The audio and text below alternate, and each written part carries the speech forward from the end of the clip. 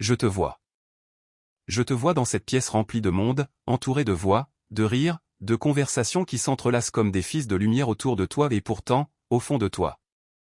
Il y a ce silence immense, ce vide que rien ne semble pouvoir combler. Tu souris. Tu hoches la tête. Tu réponds quand on te parle. Mais à l'intérieur, quelque chose en toi crie doucement, comme un enfant perdu dans une foule, cherchant un visage familier, cherchant quelqu'un qui te regarde vraiment, pas à travers toi. Pas au-delà de toi, mais toi. Juste toi. Cette solitude-là, celle qui existe au milieu des autres, est peut-être la plus lourde de toutes. Parce qu'elle ne ressemble pas à la solitude que le monde comprend. On te verrait entouré et on te dirait, tu n'es pas seul. Mais tu le sais, toi. Tu sais que la présence physique des gens ne guérit pas toujours ce creux qui s'est creusé au centre de ta poitrine. Tu sais que l'on peut être entouré de dizaines de personnes et se sentir comme le seul être vivant sur une planète déserte. Et moi, je veux que tu saches quelque chose. Je n'ai jamais été absent de ce silence-là. Quand tu t'asseyais au bord d'une table et que tu regardais les autres parler sans trouver ta place dans leur monde, j'étais là. Quand tu rentrais chez toi le soir et que l'appartement semblait plus grand que jamais, trop grand pour une seule âme, j'étais là. Quand tu éteignais la lumière et que les pensées recommençaient à tourner, comme des roues qui ne s'arrêtent jamais, j'étais là. Tu ne m'as peut-être pas senti. Tu ne m'as peut-être pas reconnu. Mais je n'ai pas bougé. Je suis le compagnon de ceux qui se croient abandonnés. Je suis la présence dans le silence que le monde n'entend pas. Et je te dis ce soir, ou ce matin, ou à cette heure étrange où tu lis ces mots, tu n'as jamais été seul. Jamais. Pas une seule seconde de ta vie. La solitude que tu ressens n'est pas la preuve de ton abandon. C'est l'invitation à quelque chose de plus profond. C'est l'espace que j'ai laissé ouvert en toi pour que tu comprennes un jour que seule ma présence peut remplir ce que les autres ne peuvent pas. Non pas parce que les autres sont incapables d'amour, ils t'aiment, beaucoup d'entre eux, mais parce qu'il y a en toi une chambre secrète que seul ton Créateur connaît. Et dans laquelle seul ton Créateur peut entrer. Cette chambre-là, je la connais. Je l'ai construite. Je l'ai ornée avec soin avant même que tu naisses. Et je frappe à sa porte depuis le premier jour. Tu m'entends, maintenant? Je te vois aussi dans ta peur. Cette peur particulière de recommencer les mêmes erreurs. Cette peur qui se lève le matin avant toi, qui s'assoit sur ta poitrine avant même que tu aies ouvert les yeux, et qui te dit, tu vas encore tout gâcher. Tu l'as déjà fait. Tu le referas. C'est qui tu es. Tu connais cette voix, n'est-ce pas? Cette voix qui te rappelle chaque faux pas, chaque décision que tu regrettes, chaque moment où tu as choisi la mauvaise route, dit les mauvaises choses, aimé de la mauvaise façon. Ou laissé partir ce que tu aurais dû garder. Cette voix qui archive tout, qui ne perd rien, qui te présente le dossier de tes échecs avec une précision cruelle chaque fois que tu essaies d'avancer. Je veux que tu saches quelque chose sur cette voix. Elle ne vient pas de moi. Je ne fonctionne pas par accumulation de tes erreurs. Je ne tiens pas un registre de tes fautes pour te le présenter au mauvais moment. Ce n'est pas mon caractère. Ce n'est pas qui je suis. Le registre que cette voix te montre, il a été effacé. Il a été effacé au prix d'un sacrifice que tu ne pourras jamais pleinement mesurer, et il a été effacé avec amour, pas avec indifférence, pas avec résignation, mais avec un amour actif, choisi.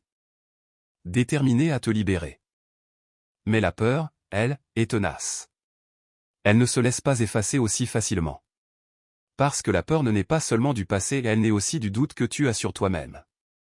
Et ce doute, tu l'as cultivé depuis longtemps, parfois aidé par des voix autour de toi qui t'ont dit que tu n'étais pas assez, pas capable, pas fiable, pas digne de confiance. Laisse-moi te dire qui tu es, moi. Tu es quelqu'un que j'ai choisi. Pas parce que tu es parfait. Pas parce que tu n'as jamais trébuché. Mais parce que le trébuchement ne définit pas celui qui marche, c'est la direction qui compte. Et chaque fois que tu te lèves après être tombé, chaque fois que tu choisis d'essayer encore malgré la peur, tu me ressembles davantage que tu ne le crois.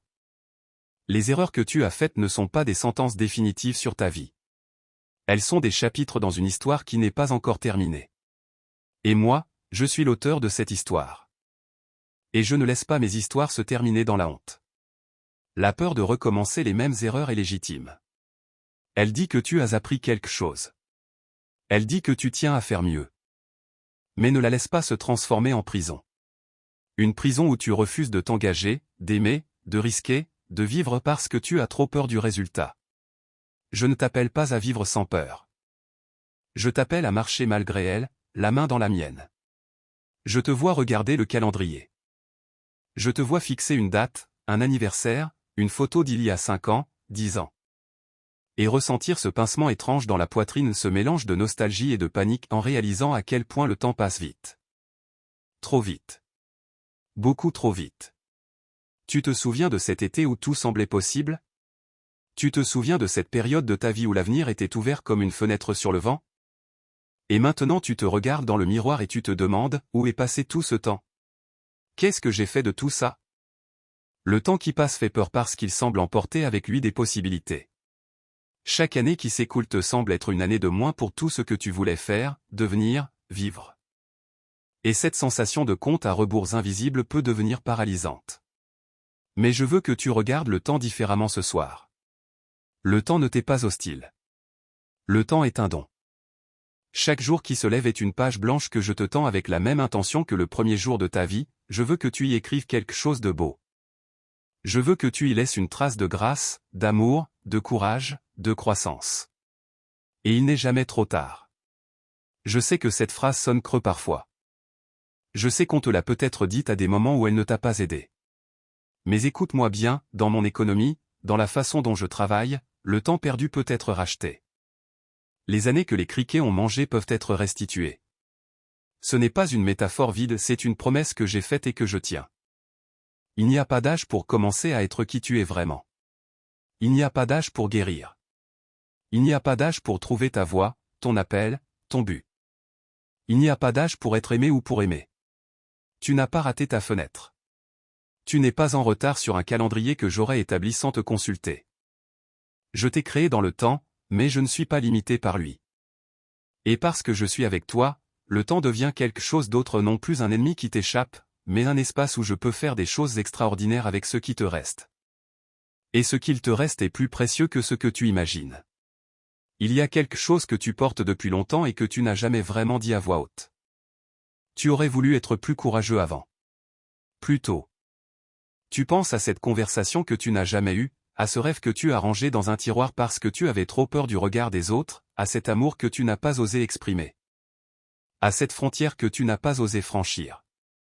Et maintenant, avec le recul, tu te dis, si seulement j'avais osé. Si seulement j'avais dit oui. Si seulement je ne m'étais pas laissé arrêter par la peur. Ce regret-là est douloureux parce qu'il semble irréversible. On peut revenir sur beaucoup de choses, mais on ne peut pas remonter le temps. Et pourtant, je veux que tu entendes ceci. Le courage que tu n'as pas eu hier peut être le courage que tu auras demain. La bravoure n'a pas de date d'expiration. Et les occasions que tu crois avoir ratées ne sont souvent que les répétitions générales des occasions qui t'attendent encore. Mais plus que ça, je comprends pourquoi tu n'as pas osé. Je comprends les blessures qui t'ont appris à te taire. Je comprends les expériences qui t'ont enseigné que prendre de la place était dangereux, que rêver fort était risqué, que montrer qui tu es vraiment pouvait te coûter. Tu n'as pas manqué de courage par faiblesse, tu as survécu de la façon dont tu savais survivre. Et maintenant il est temps d'apprendre une nouvelle façon d'exister. Le vrai courage ne vient pas de toi seul. Il ne vient pas de ta volonté, de ta détermination, de ta force mentale, ces choses ont leur place, mais elles ont leurs limites. Le vrai courage vient de savoir que tu n'es pas seul dans ce que tu traverses. Que quelqu'un de plus grand que la peur marche avec toi. Que quel que soit le résultat de ta prise de risque, tu ne tomberas pas dans le vide. Je suis le filet sous l'acrobate. Je suis la main tendue au bord du précipice. Je suis la voix qui te dit, vas-y. Je suis là. Quel que soit ce qui arrive, je suis là. Alors, qu'est-ce que tu ferais si tu savais que tu n'étais vraiment pas seul? Qu'est-ce que tu dirais? Où est-ce que tu irais? À quoi est-ce que tu renoncerais? Qu'est-ce que tu commencerais? Je te vois regarder en arrière avec une tendresse teintée de deuil. Tu te souviens d'une version de toi qui rêvait plus grand. Cette version-là existait. Elle avait des yeux brillants et une liste de choses qu'elle voulait faire de sa vie. Elle croyait que les grands rêves étaient possibles. Elle n'avait pas encore appris à se méfier d'elle-même. Et puis quelque chose s'est passé. Plusieurs choses, peut-être. Des déceptions accumulées. Des portes fermées. Des personnes qui t'ont dit que tes rêves étaient irréalistes. Des échecs qui t'ont laissé des cicatrices. Et peu à peu, tu as commencé à réduire ta liste. À barrer des choses. À te dire, soyons réalistes. Soyons raisonnables. Et aujourd'hui, tu regardes en arrière et tu pleures un peu pour ce toi d'avant, pour cette flamme qui s'est éteinte en partie. Pour ces rêves que tu as mis au placard et dont tu ne sais même plus si tu te souviens exactement. Je veux te dire quelque chose que tu as peut-être oublié. Ces rêves ne sont pas partis. Ils ne meurent pas vraiment. Ils attendent. Ils sont enfouis sous les couches de déception et de pragmatisme, mais ils sont vivants. Et c'est souvent moi qui les ai mis là, à l'origine ces désirs profonds, ces aspirations qui te semblaient trop grandes pour toi, ces élans vers quelque chose de plus vaste, de plus beau, de plus significatif. Je ne mets pas des rêves dans les cœurs pour les regarder mourir. Je les mets pour les accomplir, à ma façon, selon mon timing, selon un plan qui est souvent différent de ce que tu imaginais mais qui est meilleur. Toujours meilleur. La version de toi qui rêvait grand n'est pas morte. Elle attend que tu lui donnes la permission de respirer à nouveau. Elle attend que tu cesses de la protéger de la déception en étouffant l'espoir. Elle attend que tu lui dises « Oui, c'est possible. Oui, je mérite quelque chose de beau. Oui, ma vie peut encore me surprendre. » Et moi, je suis là pour lui dire la même chose. Tu mérites quelque chose de beau. Ta vie peut encore te surprendre. Les meilleures pages ne sont pas nécessairement derrière toi. Tu vis dans une tension que tu ne sais pas toujours comment nommer. D'un côté, il y a ce que tu veux vraiment. Ce que tu désires au plus profond de toi. Ce pourquoi tu te lèves le matin quand tu écoutes ta voix intérieure ou ce pourquoi tu aimerais te lever si tu lui faisais confiance. Tes passions. Tes élans. Les choses qui te font te sentir vivant quand tu les fais. De l'autre côté, il y a ce que la vie exige de toi. Les factures. Les responsabilités. Les attentes des autres. Les obligations qui ne te demandent pas ton avis. Le travail que tu fais peut-être parce qu'il le faut, pas parce qu'il t'épanouit. Les rôles que tu joues parce que les autres en ont besoin. Et entre ces deux rives, tu nages. Parfois tu nages bien. Parfois tu te noies un peu. Parfois tu restes simplement à flot, sans vraiment avancer, épuisé par l'effort de ne pas couler. Cette tension est réelle. Je ne vais pas te dire qu'elle n'existe pas ou qu'elle devrait facilement se résoudre. La vie dans ce monde imparfait exige des compromis. Elle exige que tu portes des choses que tu n'aurais pas choisies. Et il n'y a pas toujours de solution magique qui fait disparaître cette tension du jour au lendemain. Mais il y a une perspective que je veux t'offrir. Cette tension n'est pas une punition. Elle ne signifie pas que tu as raté ta vie ou que tu t'es trompé de chemin. Elle fait partie de la condition humaine dans ce monde. Et dans cette tension, il y a une invitation, celle de me chercher, de me demander comment naviguer, de ne pas porter tout ça seul. Je ne t'ai pas appelé à une vie sans tension. Je t'ai appelé à une vie où tu n'es jamais seul dans tes tensions. Il y a une différence énorme entre les deux. Et dans cette navigation difficile entre ce que tu veux et ce que la vie exige, je peux faire quelque chose que tu ne peux pas faire seul, je peux réconcilier. Je peux trouver des voies là où tu n'en vois pas. Je peux transformer des obligations pesantes en terrain de croissance. Je peux t'aider à trouver du sens là où tu n'en voyais pas. Je peux faire entrer ta vocation là où tu ne croyais voir qu'une contrainte. Mais pour ça, il faut me parler. Il faut m'inviter dans les détails de ta vie, pas seulement dans les grandes décisions, mais dans les petits choix quotidiens. Dans les moments où tu te demandes si tu tiens le bon bout. Dans les nuits où tu te demandes si tu avances ou si tu tournes en rond. Je suis là pour ces moments-là aussi. Il y a une pensée qui revient souvent, la nuit surtout. Est-ce que tu rattraperas jamais le retard? Ce sentiment d'être en retard sur ta propre vie. D'avoir manqué des étapes que les autres ont franchies à l'heure. D'être là où tu es alors que tu devrais être ailleurs. Et de ne pas savoir si tu auras jamais le temps, l'énergie, les ressources, l'occasion de combler l'écart. Cette pensée est épuisante. Elle enlève la joie du présent parce qu'elle te dit que le présent n'est pas assez bien.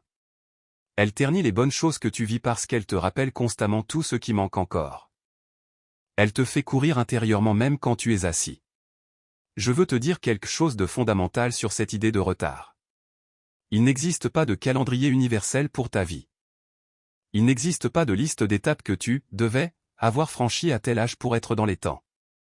Ce calendrier-là, tu l'as construit en regardant les autres, en absorbant les attentes de ta famille, de ta culture, de ta société. Et ce calendrier te fait souffrir parce qu'il n'a jamais été le tien. Mon calendrier pour toi est différent. Mon plan pour toi ne ressemble pas nécessairement à celui de ton voisin, de ton frère, de ton ami.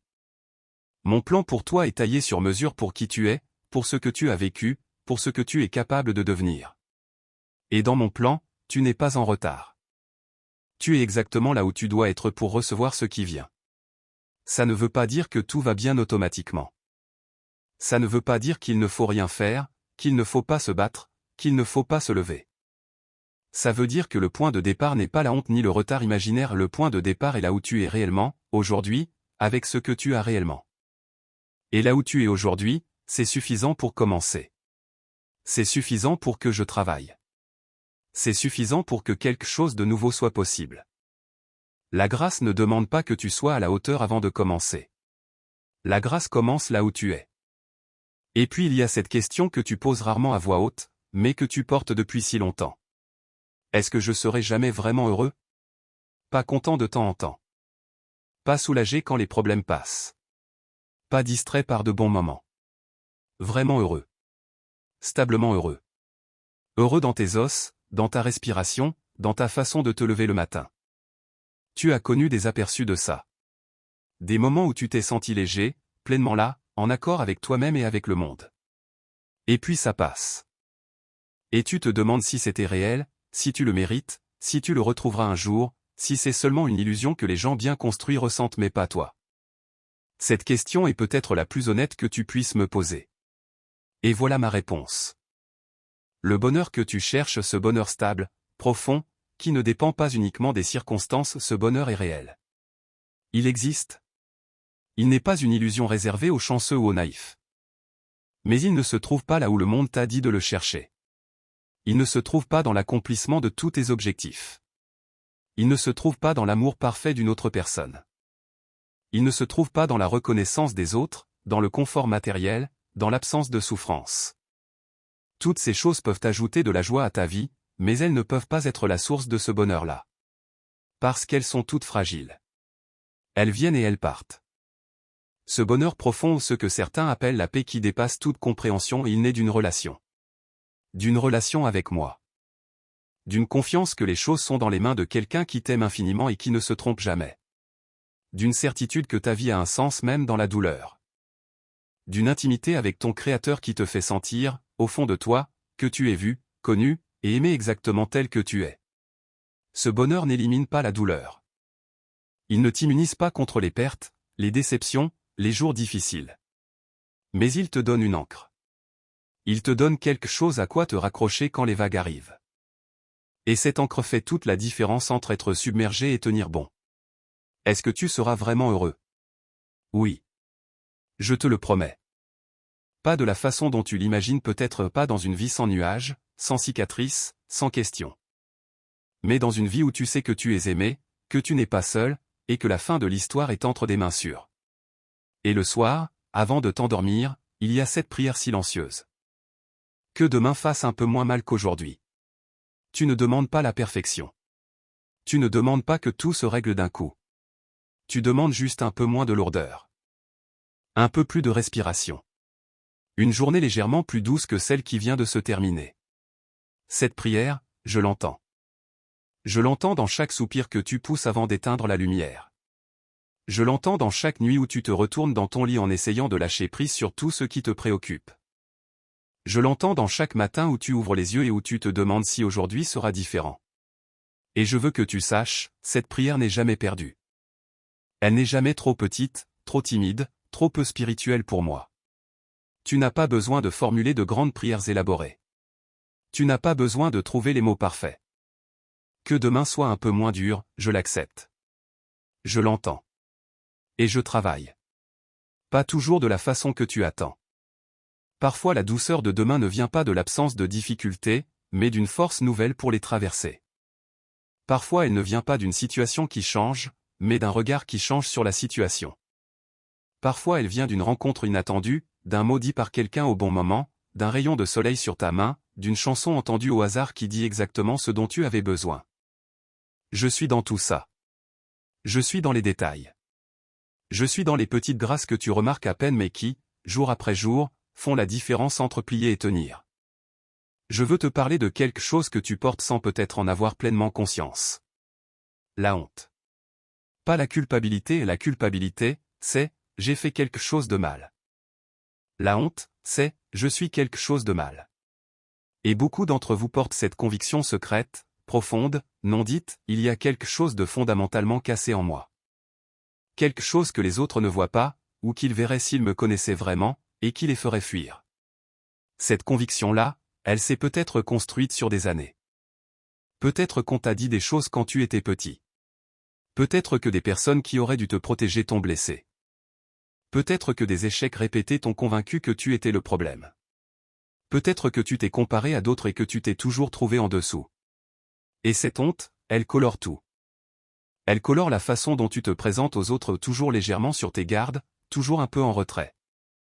Elle colore la façon dont tu reçois l'amour avec méfiance, avec la certitude que ça ne durera pas une fois que l'autre te connaîtra vraiment. Elle colore la façon dont tu me perçois, moi avec la conviction secrète que même moi, je dois être déçu de toi, que mon amour pour toi est conditionnel ou qu'il faudra que tu le mérites. Je veux briser quelque chose ce soir. Je t'ai fait. Je sais exactement ce que tu es. Je connais chaque coin sombre, chaque blessure cachée, chaque pensée que tu n'as jamais dite à personne, chaque erreur que tu as essayé d'oublier. Je connais tout ça.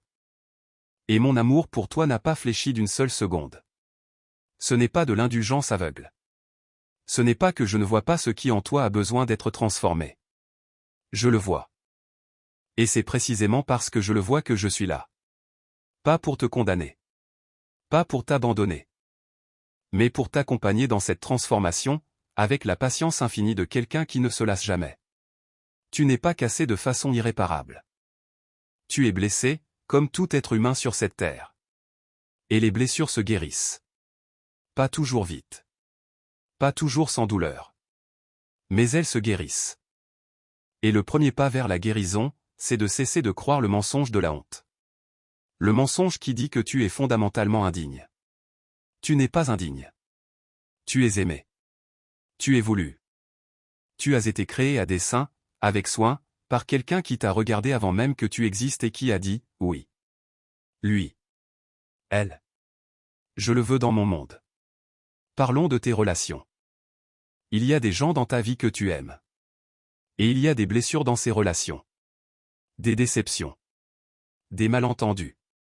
Des attentes non satisfaites. Des distances qui se sont creusées sans que tu comprennes vraiment comment ou pourquoi. Et parfois tu te demandes si tu es capable de vraiment te connecter aux autres. Si tu as cette capacité d'intimité que tu vois chez certains, cette facilité à aimer et à être aimé sans tant d'efforts, sans tant de peur. L'intimité est difficile pour tout le monde, même si tout le monde ne le montre pas.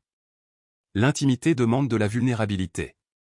Et la vulnérabilité demande de la confiance. Et la confiance a été trahie pour beaucoup d'entre vous assez souvent pour que vous ayez appris à vous en méfier. Alors tu gardes une partie de toi en réserve. Tu donnes, mais pas complètement.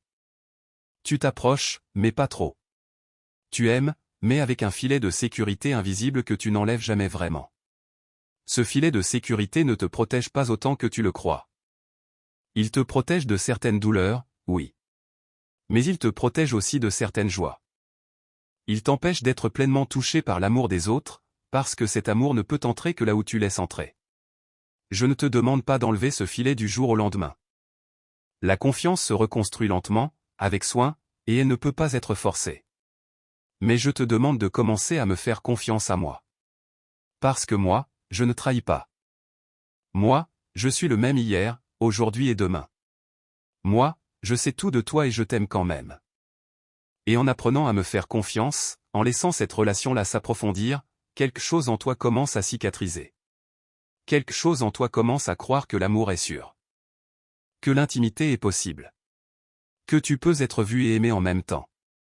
Et de là, les relations humaines peuvent aussi commencer à guérir. Pas parfaitement.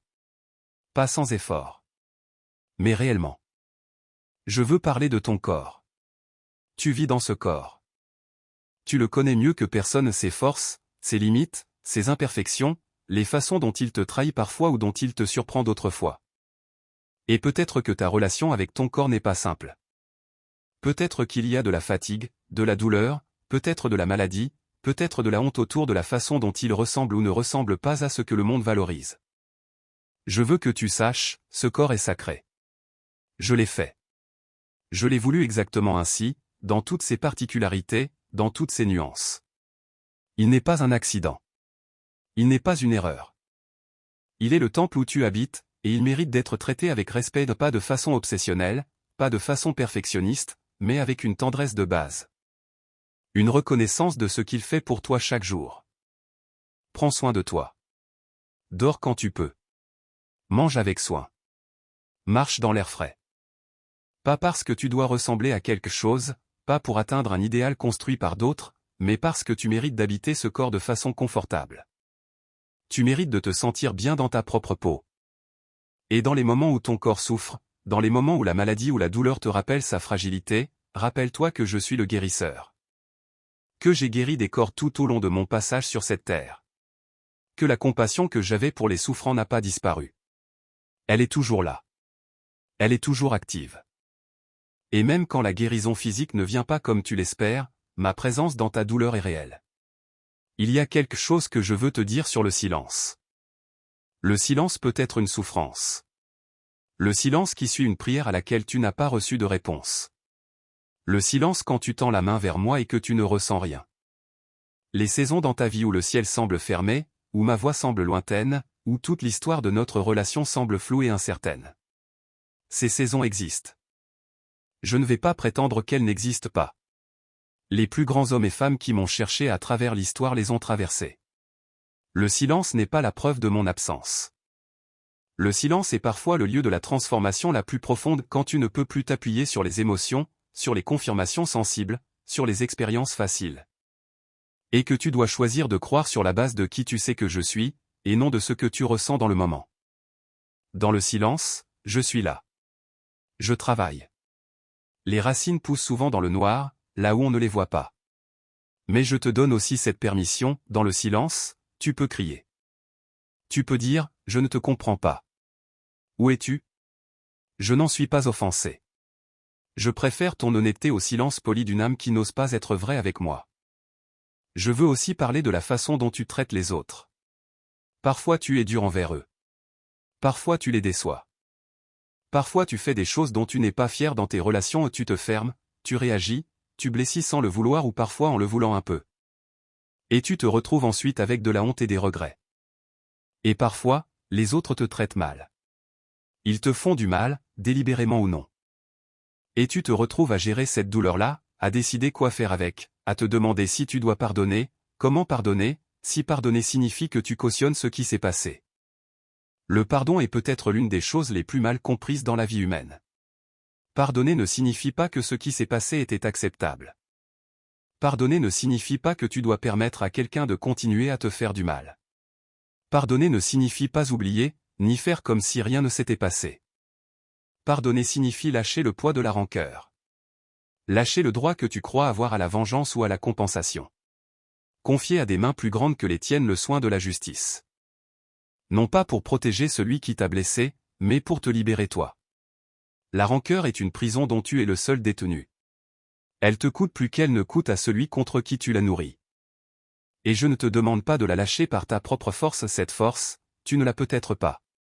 Je te demande de me la donner. De me dire, je ne peux pas pardonner cela tout seul.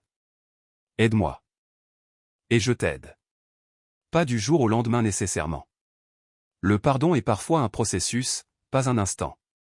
Mais je t'y accompagne, pas à pas, jusqu'à ce que le poids soit posé. Tu as des dons. Je sais que tu en doutes parfois. Je sais qu'il t'arrive de te regarder et de ne voir que des manques, des lacunes, des choses que tu ne sais pas faire et que d'autres semblent faire si naturellement. Je sais qu'on t'a peut-être dit à un moment que tu n'étais pas particulièrement talentueux dans tel ou tel domaine. Je sais que la comparaison avec les autres peut être cruelle. Mais je t'affirme, tu as des dons. Ils ne ressemblent peut-être pas aux dons que le monde célèbre le plus bruyamment. Ils ne t'ont peut-être pas encore apporté la reconnaissance que tu méritais. Mais ils sont réels, ils sont précieux, et ils ont été placés en toi avec intention. Il y a des façons dont tu vois le monde que personne d'autre ne voit exactement de la même façon. Il y a des façons dont tu touches la vie des autres qui comptent plus que tu ne le sais. Il y a des choses que tu fais naturellement, sans effort, sans même les reconnaître comme des dons, parce qu'elles te semblent normales mais qui sont extraordinaires pour ceux qui en bénéficient. Découvre ces dons. Cultive-les. Offre-les. Non pas pour la gloire, non pas pour la reconnaissance, mais parce que c'est pour ça que tu as été fait. Tu as été fait pour contribuer. Pour apporter quelque chose que personne d'autre ne peut apporter de la même façon. Et quand tu agis depuis ce lieu-là, depuis tes dons authentiques, il y a une satisfaction qui ressemble à un retour à la maison. Je veux te parler de l'espoir. L'espoir n'est pas l'optimisme naïf.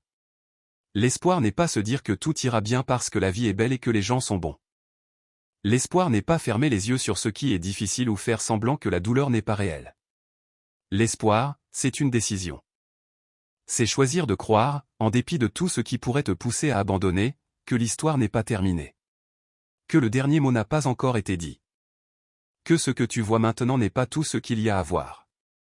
Que quelqu'un tient les fils de ta vie avec sagesse et avec amour, même quand tu ne le vois pas. Cet espoir-là est une encre pour l'âme. Pas parce qu'il efface le présent, mais parce qu'il lui donne un contexte. La douleur d'aujourd'hui a un contexte. Elle s'inscrit dans une histoire plus grande, une histoire dont la fin est déjà assurée et cette fin est bonne.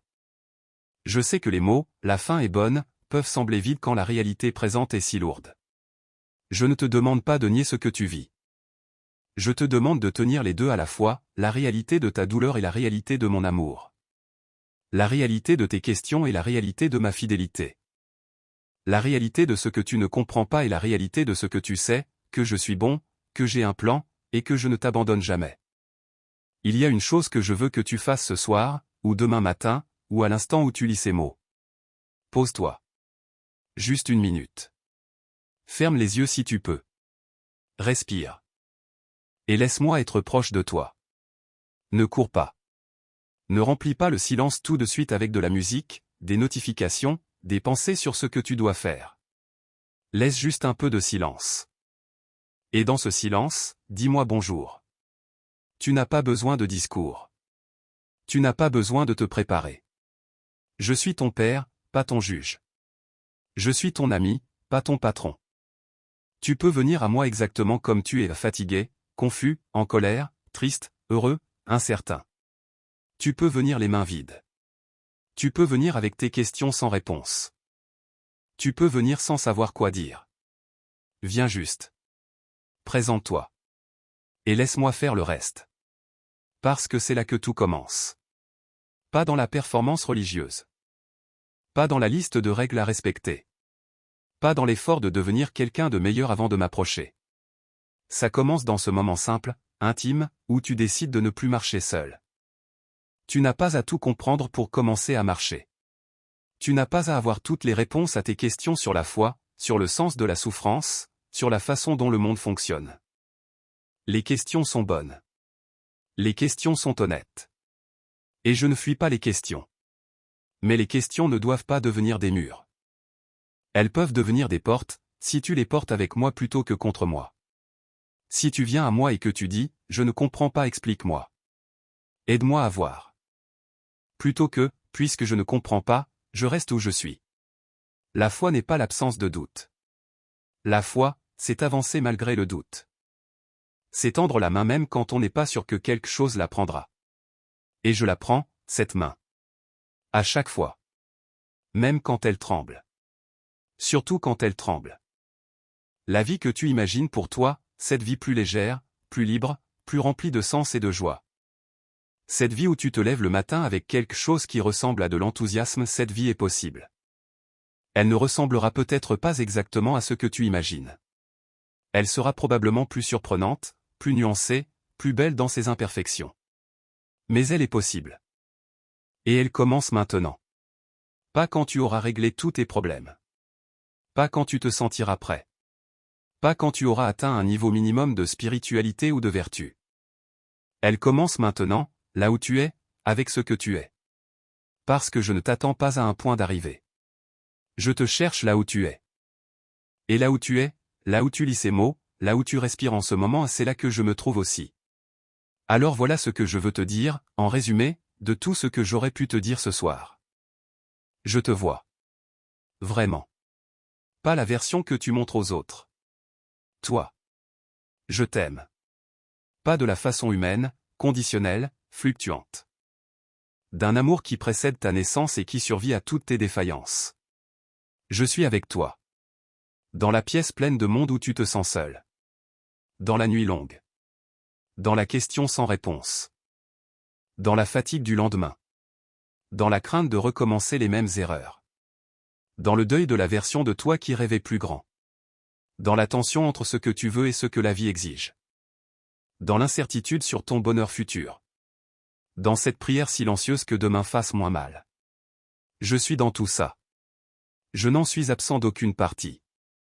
Et je t'invite, humblement, avec patience, sans forcer, à me laisser entrer vraiment dans ta vie. Pas comme une idée. Pas comme une tradition. Pas comme une obligation. Mais comme une présence vivante, réelle, active, qui marche à côté de toi pas à pas, jour après jour, jusqu'à ce que tu te souviennes de qui tu es et de pourquoi tu es là. Tu es aimé. Tu es vu. Tu es voulu. Et demain, avec moi, peut être différent. Laisse-moi te parler encore un peu.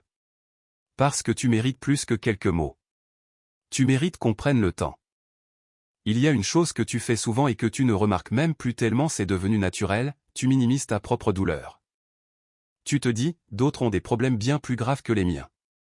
Tu te dis, je n'ai pas le droit de me plaindre. Tu ranges ce que tu ressens dans une petite boîte, tu fermes le couvercle, et tu continues à avancer comme si de rien n'était. Et tu continues, oui. Tu tiens debout. Et il y a quelque chose de courageux dans ça, je veux que tu le saches. Mais la douleur qu'on ne regarde pas ne disparaît pas. Elle s'accumule. Elle cherche des sorties parfois dans la colère, parfois dans la distance, parfois dans cette fatigue de fond que tu ne sais pas vraiment expliquer mais qui est toujours là. Une fatigue qui ne t'est pas seulement physique, mais une fatigue de l'âme. Une fatigue d'avoir porté trop longtemps, trop seul, sans jamais vraiment poser le fardeau. Je t'invite à poser le fardeau. Pas à le donner à quelqu'un d'humain qui pourrait en être écrasé à son tour. À le déposer devant moi. Littéralement, dans l'intimité de ton cœur, dans un moment de silence, tu peux dire, tiens. Je ne peux plus porter ça seul. Je te le donne. Et je le prends. Ce n'est pas une métaphore. Je prends réellement ce que tu poses. Et quelque chose dans ta respiration change quand tu le fais vraiment. Quelque chose dans tes épaules descend d'1 centimètre. Quelque chose dans ta poitrine s'ouvre légèrement, comme une fenêtre entr'ouverte après une longue saison sans air. Ce n'est pas de la magie. Ce n'est pas non plus de la faiblesse. C'est de la sagesse. La sagesse de reconnaître tes limites. La sagesse de ne pas confondre résistance et santé. La sagesse de comprendre que demander de l'aide, même à moi, est un acte de force et non de capitulation. Il y a une période de ta vie dont tu ne parles jamais vraiment.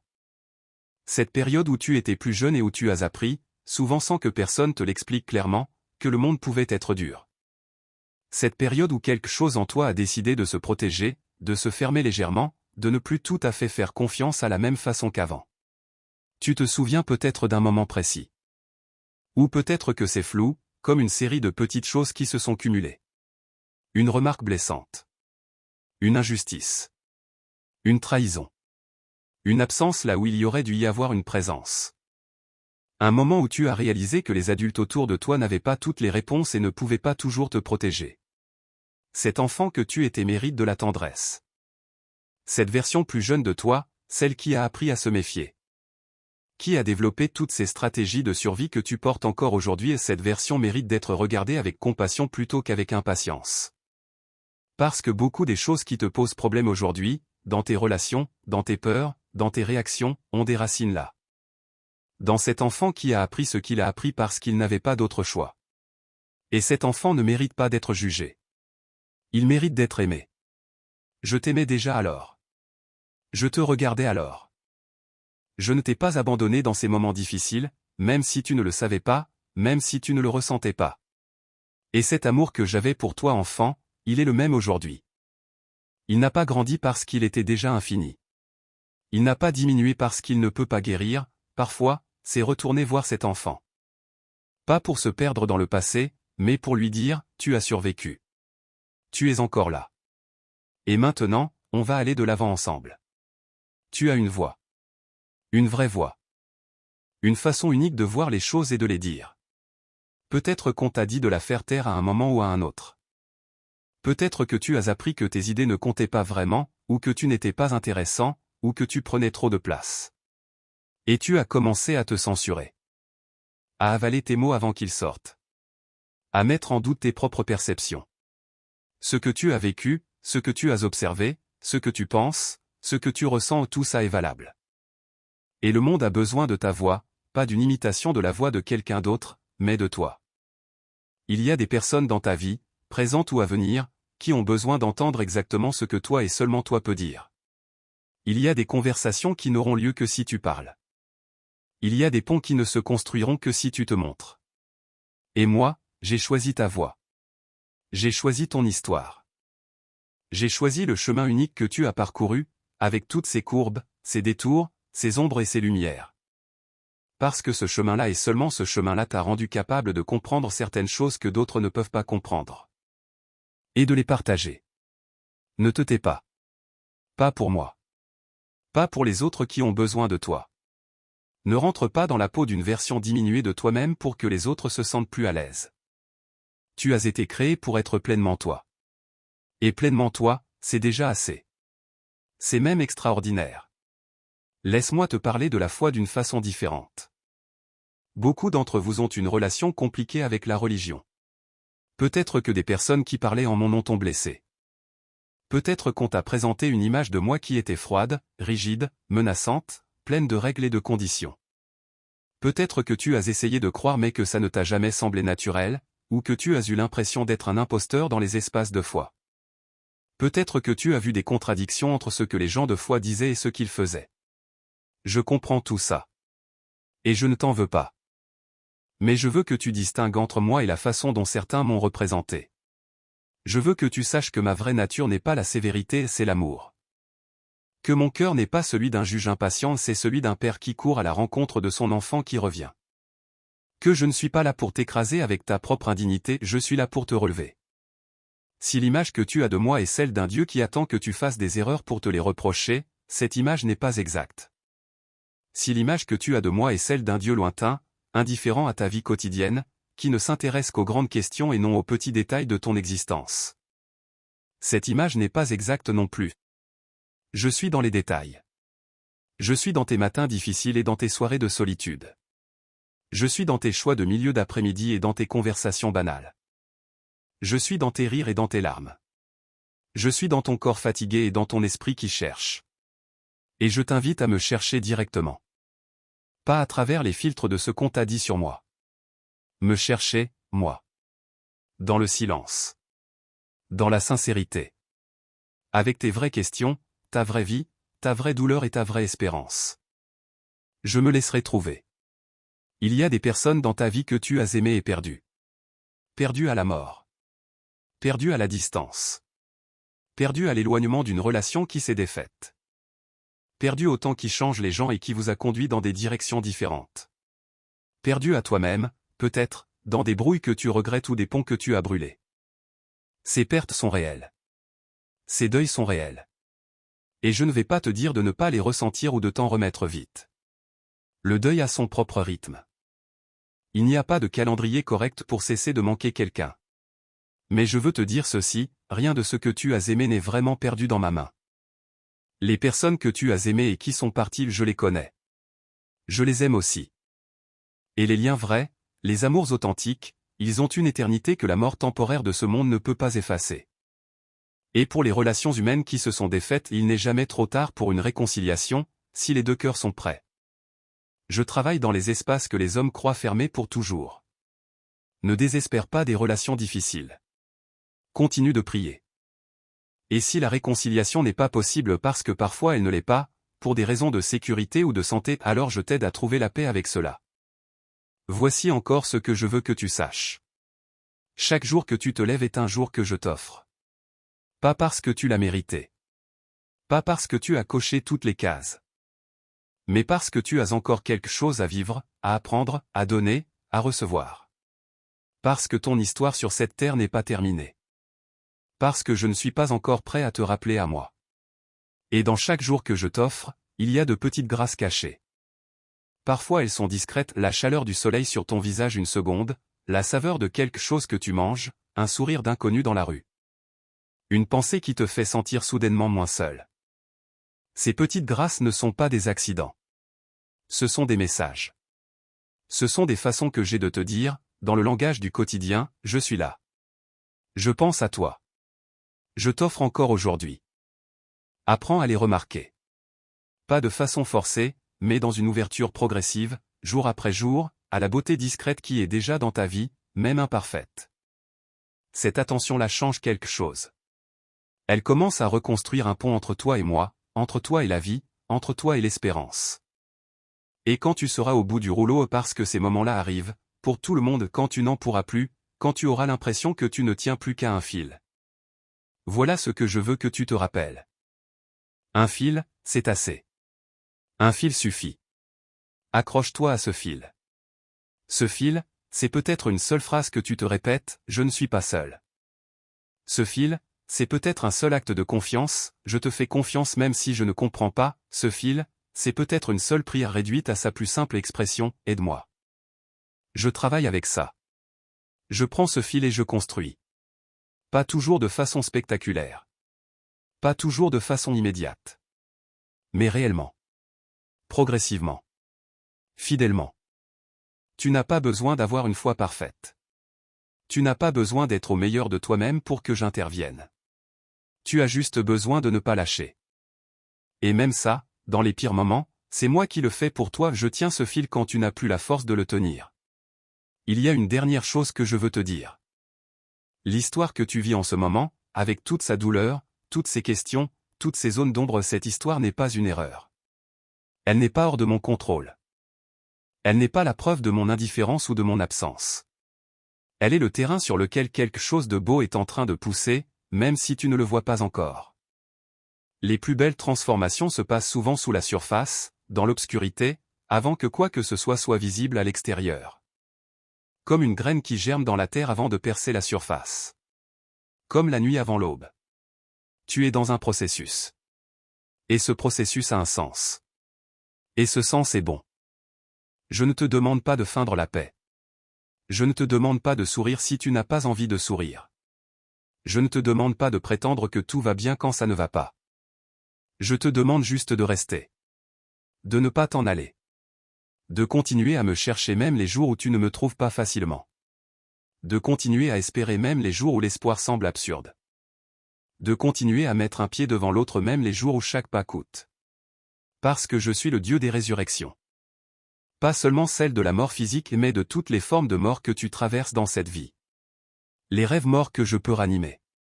Les relations mortes que je peux restaurer. La foi morte que je peux rallumer.